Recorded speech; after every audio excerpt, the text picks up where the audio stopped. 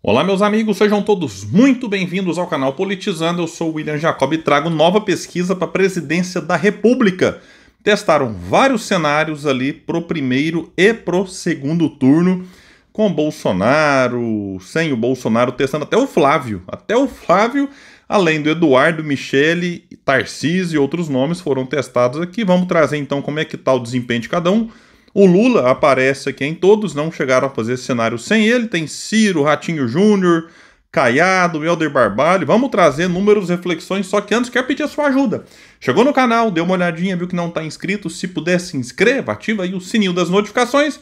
Gostou do vídeo? Joinha para cima, não gostou? Joinha para baixo, comenta, compartilha e espalha. Vamos trazer mais pessoas para cá, porque aqui nós lutamos por um Brasil melhor. Bom, pessoal, vamos trazer aqui então os dados da Paraná Pesquisas, que entrevistou nacionalmente, não foi apenas o estado do Paraná, é bom sempre destacar isso, que é o nome do Instituto Paraná Pesquisas.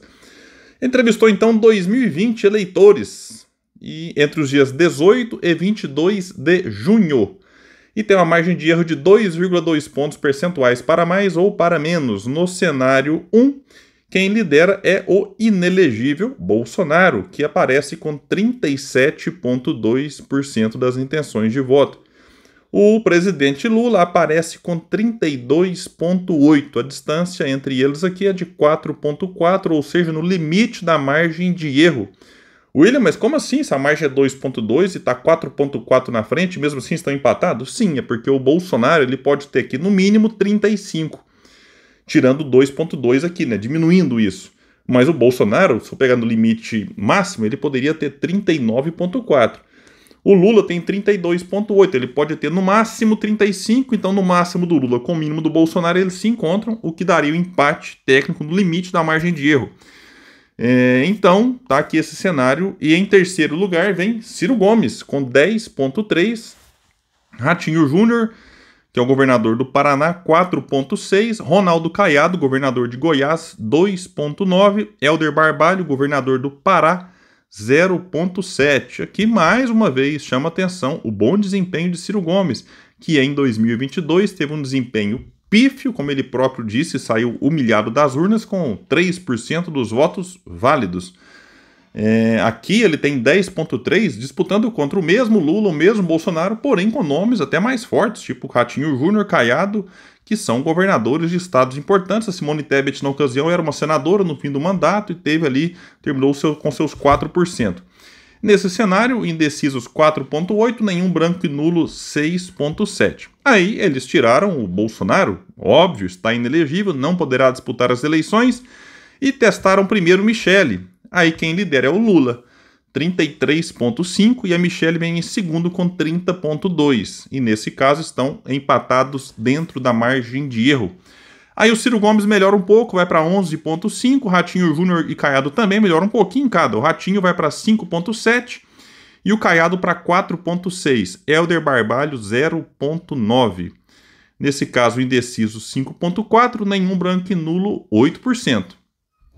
No cenário 3, testaram aqui o nome de Tarcísio, governador de São Paulo. O Lula, ele praticamente se mantém, muda muito pouco aqui. A oscilação do Lula está dentro da margem de erro, independente de quem vai ser o adversário bolsonarista. E aqui, contra o Tarcísio, o Lula marca 34, o Tarcísio 24,3, o Ciro Gomes melhora ainda mais, vai para 13,5, Ratinho Júnior 6,9, Ronaldo Caiado 4,3, Helder Barbalho 1%, indeciso 5,6, nenhum branco e nulo 10,5%. No cenário com Eduardo Bolsonaro, sendo o bolsonarista, ele fica pior aqui, né? Deve ter ficado triste, porque ele está lá nos Estados Unidos, nessa situação toda, já até nem estão dando mais foco para ele lá. Se licenciou do mandato de deputado federal e está aí podendo se encrencar, porque ele próprio diz que está lá nos Estados Unidos atuando em torno de sanções para autoridades brasileiras e tal, e isso poderia incriminá-lo. Aí o Jair vai e diz, não, o Eduardo não está fazendo isso. O Malafaia fala, não, quem é o Eduardo para fazer isso? Só que aí o próprio Eduardo e aliados falam que é ele mesmo que está lá atuando. Então eles têm que decidir se o Eduardo está ou não está trabalhando para, de alguma forma, prejudicar autoridades do judiciário brasileiro em relação aos Estados Unidos. Então o Eduardo aparece aqui atrás, O Lula lidera com 33,8, como eu disse, muda muito pouco independente do adversário. O Eduardo Bolsonaro 21,3, Ciro Gomes, 13,2%. Ratinho Júnior, aí ele melhora um pouco mais aqui nesse cenário, 8,5%. Ronaldo Caiado, 5,5%. Helder Barbalho, 1,1%. Indeciso, 5,7%. Nenhum branco e nulo, 10,8%. E testaram o Flávio. Pois é, Flávio Bolsonaro, aquele acusado de rachadinha, de peculato, em que o Sérgio Moro, quando saiu do governo do Bolsonaro, disse que o pai estava articulando ali para proteger o filho das investigações, que ele era alvo naquele momento. Aí o STF arquivou, terminou em pizza e ficou por isso mesmo. O Lula lidera com 33,8%, Flávio Bolsonaro 20,4%. Aqui é o cenário que o Ciro aparece melhor. Aparece aqui com 13,8%. Ratinho Júnior também é o melhor cenário para ele, 9%. Caiado 5,8%. Helder Barbalho 1,1%. Indecisos 5,9%. Nenhum branco e nulo 10,3%.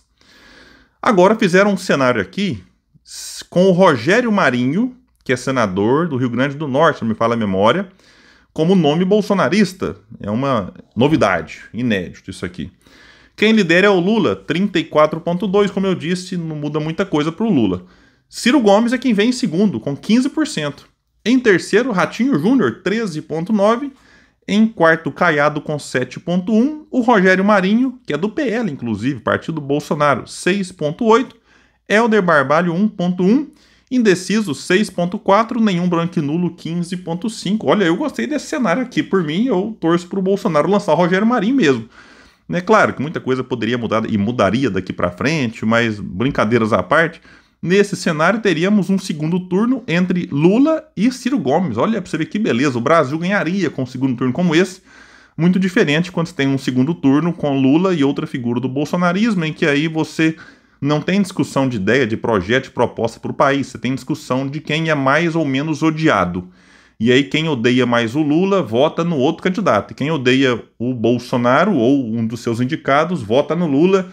E é o que tem acontecido com o Brasil desde 2018. É claro e óbvio que o Bolsonaro tem quem gosta dele e o Lula também tem. A gente tem que respeitar o eleitor. Mas em 2018, muita gente votou no Bolsonaro porque odiava o PT. E o Bolsonaro foi eleito. Em 2022, o Lula tinha simpatia, sim, de 25%, 30% dos eleitores, que é o que aparece aqui, inclusive, mais ou menos aí estabilizado. Porém, muita gente votou no Lula por ódio ao Bolsonaro. E até o Bolsonaro não tem 49% de admiradores no Brasil. O que ele teve ali no segundo turno foi um voto também de gente que rejeita o PT. E esse voto de rejeição, isso tem feito muito mal ao Brasil. Até na eleição, não se discute projeto, é um negócio assim, vamos salvar a democracia de um lado. Vamos salvar o Brasil do fascismo. E aí o outro lado fica, vamos salvar do comunismo. E essas coisas não ajudam no debate que tem que ser feito. Então tá aqui, esse cenário, Lula primeiro, Ciro Gomes, repito, em segundo lugar. Agora, nos cenários de segundo turno, Bolsonaro venceria Lula, 46,5% contra 39,7%, e está acima da margem de erro, que indica vitória do Bolsonaro, que, repito, não vai disputar as eleições porque está inelegível. Nenhum branco e nulo, 8%, indeciso, 5,8%. Michele Bolsonaro venceria o Lula no cenário 2 de segundo turno. Ela teria 44,4% e o Lula 40,6%. Vocês lembram que no primeiro turno o Lula, no cenário com a Michele, fica em primeiro. Mas quando chega no segundo, é como se o voto dos outros candidatos, na sua maioria, porque o Lula também aumenta aqui, sobe uns 7%, mas pegando ali Ratinho Júnior, o Caiado principalmente, e parte dos eleitores de Ciro Gomes, uma parte dos eleitores do Ciro vão para o Lula, mas tem uma parte que também já não aguenta mais o PT e favor com o candidato aí para derrotar o PT. E a gente tem que, não adianta brigar com isso é uma realidade. As críticas que o Ciro faz ao PT acabou ajudando a atrair eleitores também que não querem mais o PT, mas também não querem o bolsonarismo. E gostariam de ver o Ciro lá. Então isso é interessante observar. E eu acho que o Ciro nem candidato vai ser à presidência. Vai depender de muita coisa aí, de como é que vai estar o Lula, se o Lula vai disputar ou não. Mas, de todo jeito, no cenário de primeiro turno, a Michele fica atrás do Lula, mas quando vem o segundo turno, ela passa. O que indica que o Lula tem um teto mais baixo do que a Michele. A Michele passa ele, então, 44,4% para a ex-primeira-dama contra 40,6% do atual presidente. Contra Tarcísio, a mesma coisa. O Lula lidera com folga contra o Tarcísio, mas quando chega no segundo turno, Tarcísio 43,6%, Lula 40,1%. E contra o Eduardo Bolsonaro, Lula vence, mas dentro da margem de erro, 41,6% para o atual presidente contra 39,1% do deputado federal licenciado Eduardo Bolsonaro, dentro da margem de erro no segundo turno a favor do Lula. Lembrando que no primeiro, o Lula tem aqui uma vantagem de 12,5 pontos para o Eduardo. E essa diferença no segundo turno cai para 2 pontinhos. Contra o Flávio, não chegaram a testar aqui, mas acredito, pela tendência, o Lula venceria o Flávio, porém também com a margem menor do que tinha no primeiro turno. Então é isso. A gente está aqui trazendo números, acompanhando, tem muita coisa para acontecer. Quem vai ser o candidato apoiado pelo Bolsonaro? Ninguém sabe, ninguém crava. O Lula vai disputar a reeleição? Não vai? Vai apoiar um outro nome? Quem será esse outro nome? Ciro Gomes vai disputar a presidência ou vai disputar o governo do Ceará? Como é especulado aí nessa possível ida dele do PDT para o PSDB. Desses governadores, Ratinho Júnior, Caiado, Romeu Zema, Eduardo Leite, algum vai mesmo ser candidato ou vão todos recuar para apoiar um outro nome? Alguém vai ser vice, vai para o Senado? Olha, tem muita indefinição e a gente vai estar sempre atento e trazendo aqui as novidades e atualizações para vocês. Eu fico por aqui, quem puder espalhe e compartilhe o vídeo. Vamos trazer mais pessoas para cá porque aqui nós lutamos por um Brasil melhor. Até mais, gente. Valeu!